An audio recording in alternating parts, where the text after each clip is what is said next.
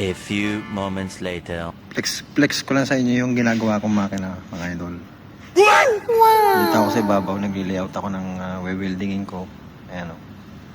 Dito ako sa ibabaw ng makina ko eh. So, yan. Yung isa naman, patapos na yan. Naantay ko lang yung takip. Ayan o. Hindi totoo yan. Makitanong nyo kung anong trabaho niyan.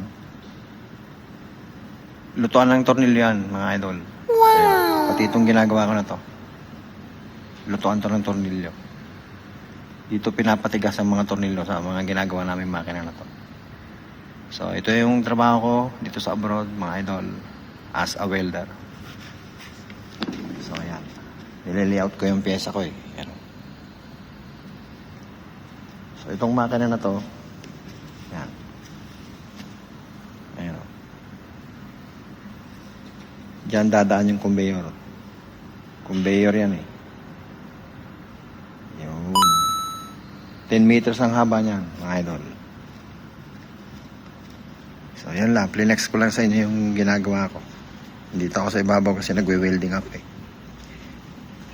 So, bali mainit na ngayon dito. So, mahirap ng ano. Ayan o. Laki niya. 10 meters yan. Ito, patapos na to. Inaantay ko lang yung takip. Yun yung takip ginagawa pa eh. Yun. Sa kabila. Yung puti na yun. So, yun lang. Thank you guys. Good evening. Happy Friday.